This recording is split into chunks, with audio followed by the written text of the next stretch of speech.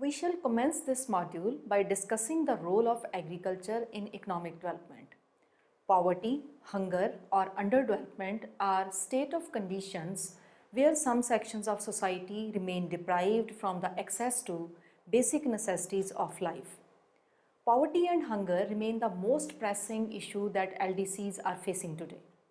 It is because of this fact that a large section of the population in most of the developing countries are not able to satisfy the basic needs of the life like food, but to think about other objectives like raising the levels of living and expanding the range of economic and social choices. The proportion of poor is much higher in rural areas in comparison to urban areas. In rural areas, agriculture is the primary source of employment and income for a majority of the population therein. Since agriculture is the most important source of employment and income generation, it is natural to expect that performance of agriculture will have impact on rural poverty. This is also true in case of India. Schulz remarks perceptively, most people in the world are poor, so if we knew the economics of being poor, we would know how much of the economics that really matters. Most of the world's poor people earn their living from agriculture. As if we knew economics of agriculture, we would know much of the economics of being poor. We all know that most of the world's people are poor, that they earn a pittance for their labor, that half and more of their meager income is spent on food, that they reside predominantly in low-income countries, that most of them are learning their livelihood in agriculture.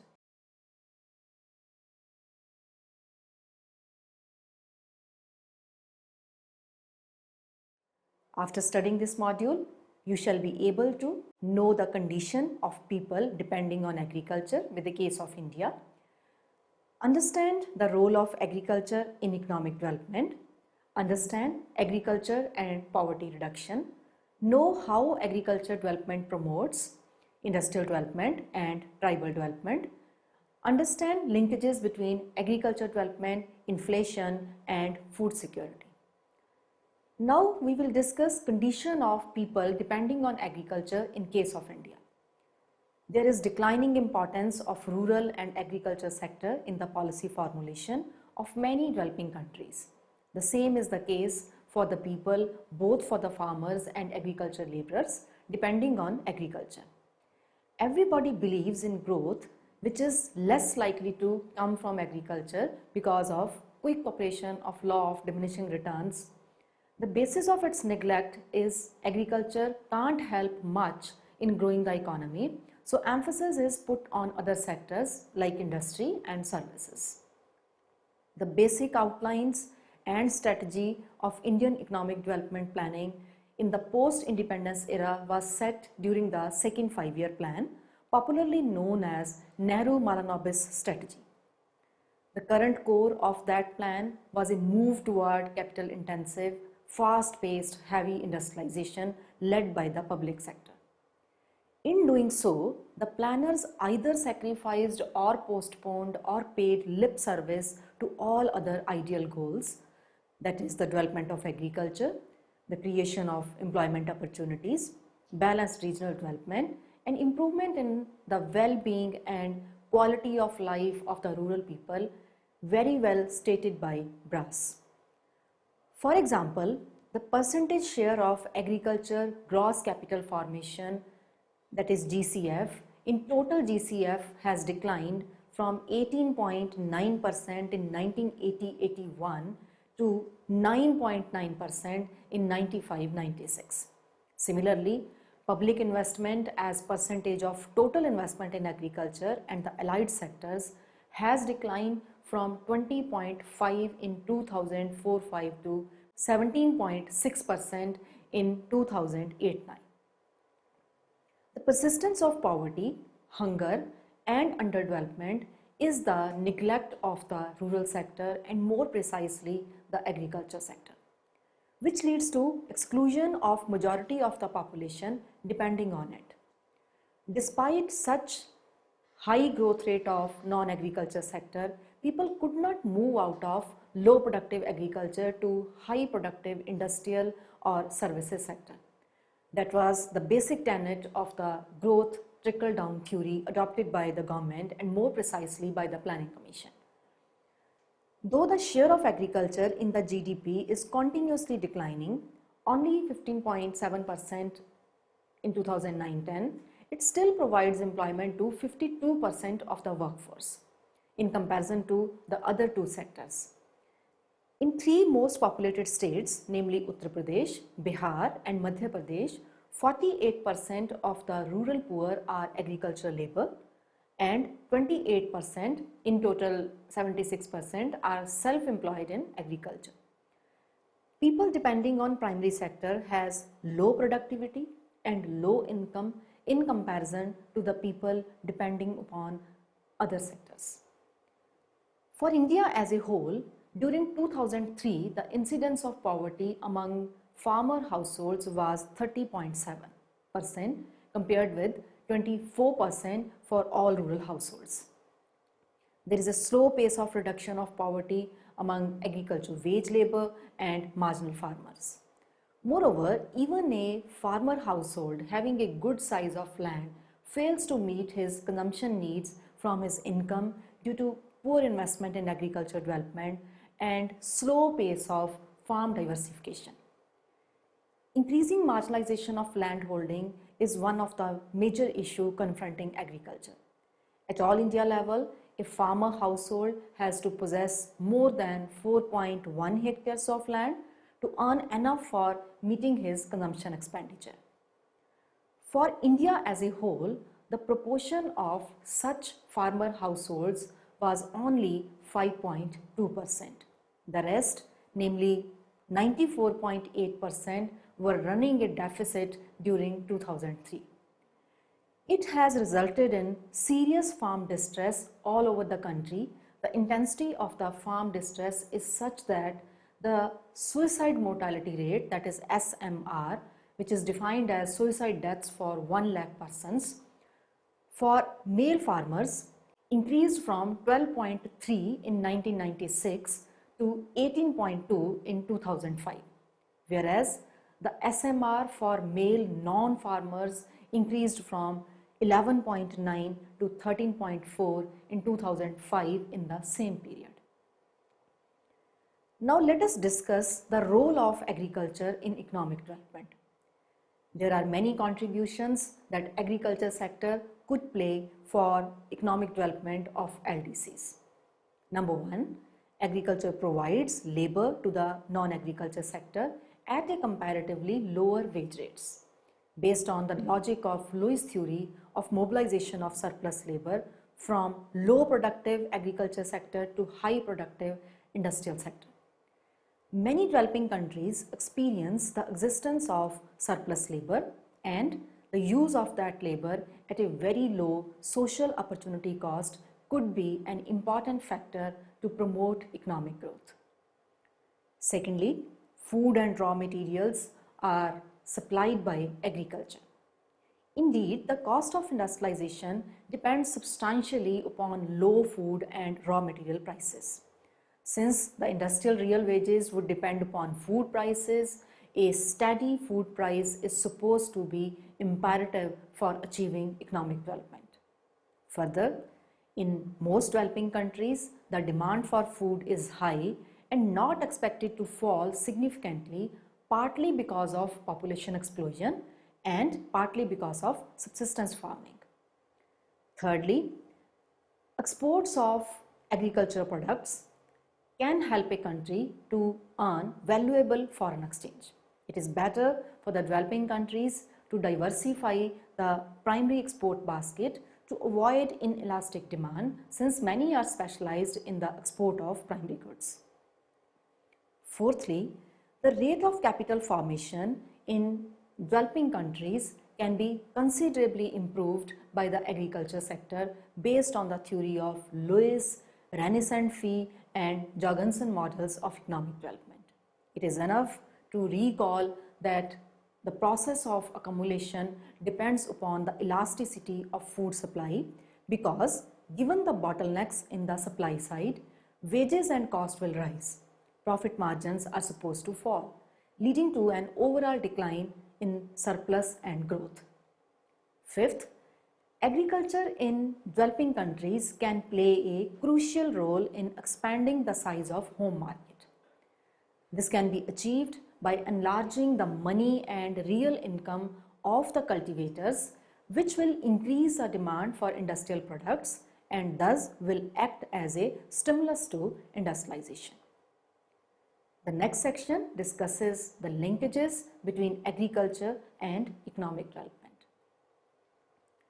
Moving on to agriculture and poverty reduction.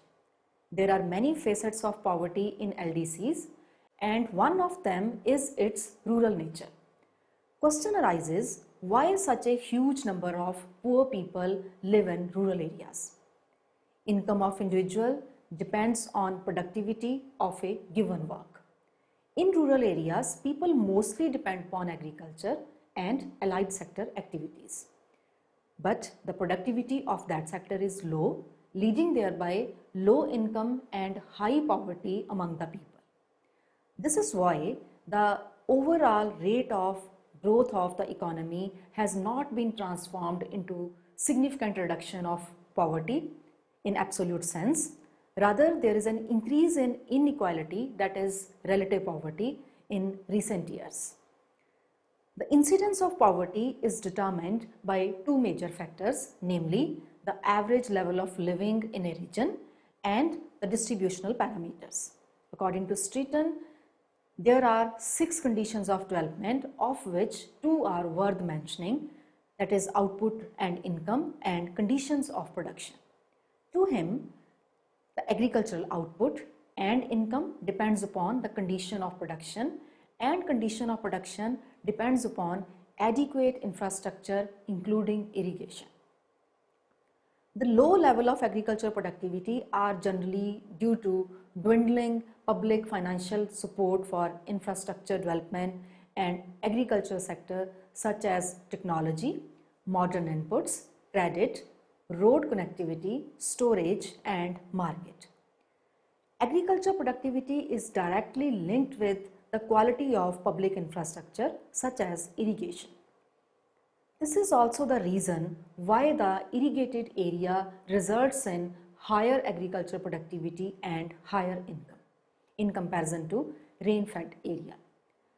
The lower productivity and higher levels of poverty is more prominent in rain-fed agricultural area. There is still the prevalence of subsistence farming and there is little impact of GR technology in those areas. It depends mainly on rain or monsoons for agricultural protection. In such a situation, it becomes difficult for farmers, particularly small farmers and landless laborers, to escape poverty. History shows agricultural development has played a crucial role in the development of the present developed countries like UK, USSR or Japan. Agriculture provided the necessary capital required for the development of the industry. In Japan, it was a land tax. In USSR, it was the forced extraction of agriculture surplus, and in Western Europe, particularly in England, it was the surplus generated on the land. Moreover, in case of India, it is not a coincidence that all the states having lower incidence of poverty are agriculturally developed states. States like Punjab, Haryana, Kerala, Gujarat, Maharashtra or Tamil Nadu, they are either developed with agriculture or with labor-intensive small-scale industries, with cotton being the main raw material for those industries, or with both. But certainly not with the heavy industries. Agriculture development, primarily promoted by irrigation facility, has so many merits. Firstly, in the double crops or triple crops area, it certainly enhances the resource base of the owner of all groups of farmers, including the small and marginal.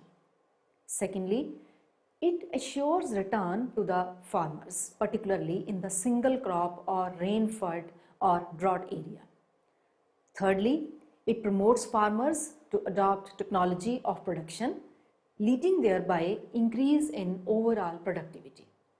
Fourthly, The benefits are not only confined to the owners of land but also to the landless agricultural workers by increasing their demand and ultimately the wage rate. Advanced agriculture requires high and intensive use of laborers, which increases their bargaining strength. This is the reason why agricultural wage rates are higher in agriculturally advanced states and regions, even in the agriculturally backward regions. Lastly, the revival of agricultural production is essential not only for reviving income and employment for the farmers and laborers, but also for maintaining food security of the country and raising the real income of the people, particularly for the poor, by checking in excessive price rise. Ahluwalia in 1978 examined the Indian evidence in a fairly comprehensive manner both at the all India level and at the level of major states, and found a strong inverse relationship between agricultural per capita value added and incidence of poverty during the period of 1956 to 67 to 1973-74 at the all India level.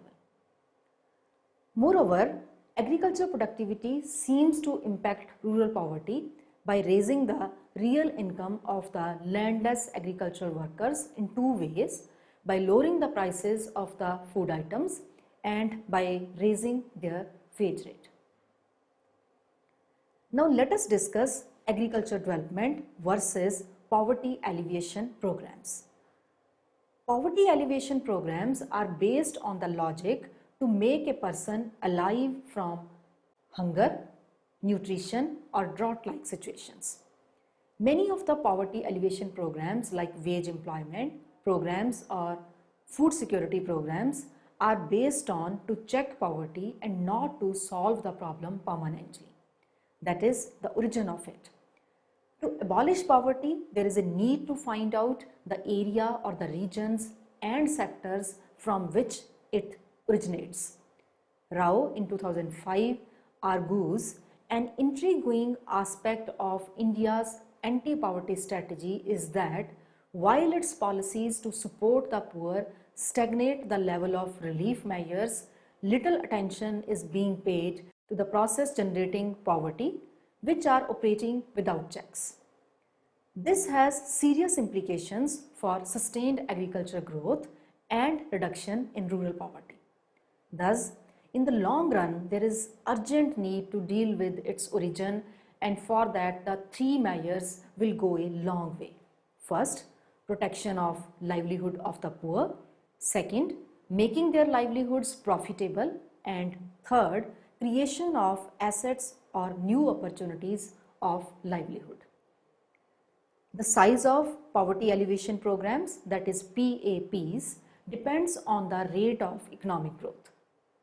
With economic growth, there is higher revenue that will be spent on the scheme to alleviate poverty. The PAPs, mostly based on the principle of charity, seldom works. Has charity ever removed poverty? It is because of this poverty still exists, despite thousands of rupees have been spent on since independence, and particularly after the famous slogan of Garibi Hatao. When this is the case, it is not wise to solely depend on poverty alleviation programs. These programs would merely save the personal from disastrous consequences like malnutrition, hunger and starvation death, but cannot significantly raise the income level of the poor. In other words, it cannot make the person raise its income, so it is better to look for other strategies to achieve the broad objective of economic and social development. The agricultural development strategy, on the other hand, works directly to reduce poverty and achieve economic development without waiting for the growth to take place. Even a smaller percentage of growth in this sector has a larger impact on poverty reduction by directly raising the income of vast majority of population, particularly poor. Explaining the economic development of South Korea, Stiglitz pointed out two factors responsible land reforms, leading thereby agriculture development and human resource development. He concluded, some countries have grown without reducing poverty, and some have been much more successful in reducing poverty at any given growth rate than others. Some policies promote growth but have little effect on poverty. Some promote growth but actually increase poverty. And some promote growth and reduce poverty at the same time. This can be achieved through protection, profitable, and creation of substantial and sustainable livelihood for a large section of people, particularly poor. The need of the hour, therefore, is to achieve rapid and sustainable agriculture development. Now we shall study how agriculture development promotes industrial development. Agriculture development generates strong backward and forward linkages. Agriculture has a carrying capacity and it cannot support automatically increasing population even if it is fully irrigated and produces highest yield per acre. Industry must grow to absorb the additional labor force. Further, it leads to high demand for the industrial goods and services and thereby creating more jobs for the economy as a whole. On the question, what limits the size of the manufacturing sector, Lewis answers productivity of farmers whose marketable surplus will exchange for manufacturers. In Indian case, the point is clearly mentioned by Burmani. Highlighting the role of rainfall on GDP, despite there is declining share of agriculture, he argues, as agricultural income rises above subsistence, we expect the demand for non-agricultural goods by those primary income sources is agriculture to rise sharply. The biggest challenge for most of the LDCs is shift of labor from low productive agriculture to high productive industrial sector for high income and equality of earnings. This is possible not with low agricultural growth or low investment on agriculture, but with the development of agriculture, because people leave agriculture not with low productivity but with high productivity of agriculture. Moving on to the discussion about the agriculture and tribal development. Tribals are the original inhabitants of any country. However, they are largely poor, vulnerable, and neglected in their own land. Tribals composed 8% of the total population in India, but majority of them are poor. It is widely believed that the tribals are poor because they do not work hard. However, this is completely wrong. Rather, they work very hard, but the area on which they work is not remunerative.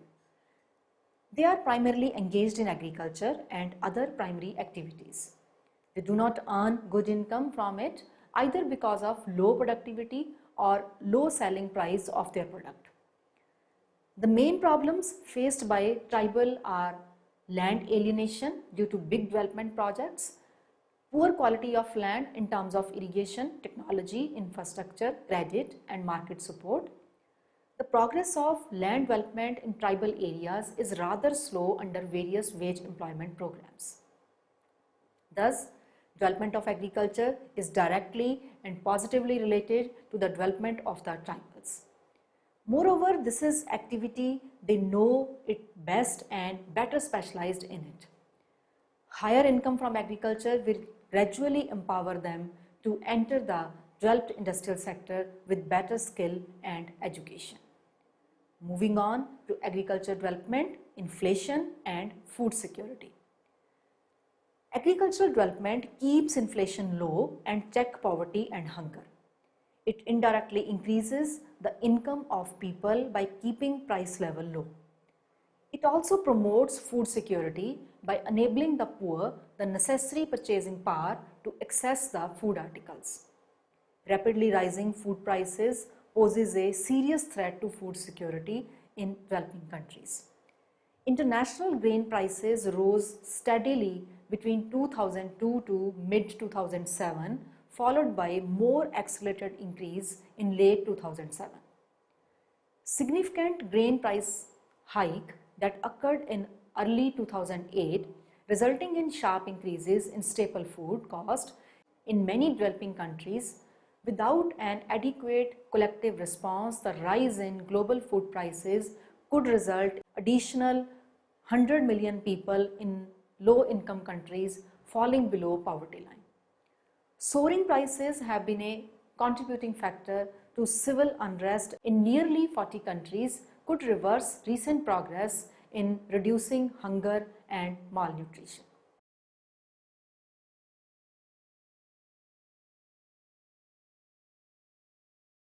Let us summarize what we have learned in this module. Most of the world's people are poor, that they earn a pittance for their labor, that half and more of their meager income is spent on food, that they reside predominantly in low-income countries, and that most of them are earning their livelihood in agriculture. The persistence of poverty, hunger and underdevelopment is the neglect of rural sector and more precisely the agricultural sector, which leads to exclusion of majority of the population depending on it. There are many contributions of agriculture sector to the economic development of LDCs. Agriculture productivity seems to impact rural poverty by raising the real income of the landless agriculture workers in two ways, by lowering the prices of the food items and by raising their wage rate. Many of the poverty alleviation programs like wage employment program or food security programs are based on to check poverty and not to solve the problem permanently. Agriculture development keeps inflation low and check poverty and hunger. It indirectly increases the income of the people by keeping prices low. It also promotes food security by enabling the poor the necessary purchasing power to access the food articles.